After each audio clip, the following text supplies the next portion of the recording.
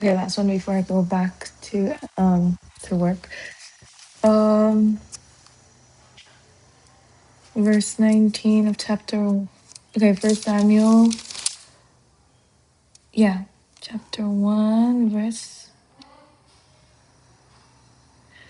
Okay, so yeah, so basically in chapter 1, it talks about how her prayers has been answered, and I just wanted to encourage people that like it's not even if the situation seems impossible with God, nothing is impossible. That's why in Matthew it says that yes, with man it seems impossible, with God everything is possible with him.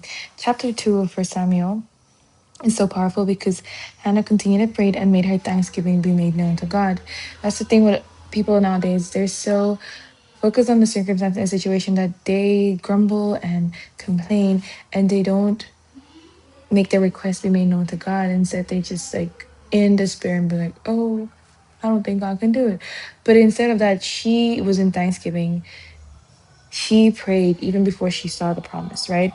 So she prayed and her heart rejoiced because, and she reminded herself that the Lord is the horn of, of her salvation, and she exalted herself in the Lord. And she spoke this. Wow. It says that her mouth my mouth is enlarged over my enemies. So whoever the enemies were, like the people that mocked her, she will see no more because she rejoiced in the God of her salvation.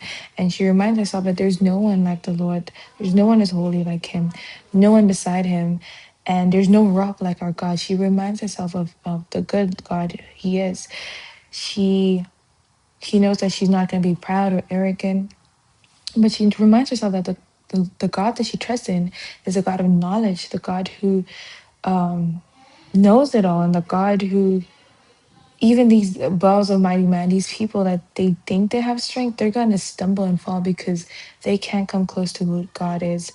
And oh, it's just so powerful. I suggest that you would read the book of First Samuel. I'm only starting now, but I'm seeing it unfold of how beautiful the story is and how God works through the life of these people. And basically you just have to go read it. But it's so powerful that she ends up doing as she vowed. She said, God, if you give me a child, a son, I will dedicate it to you. And she did indeed do that. She surrendered all to God. So when you get that promise, remember to give back to God because he is the one that gives and takes.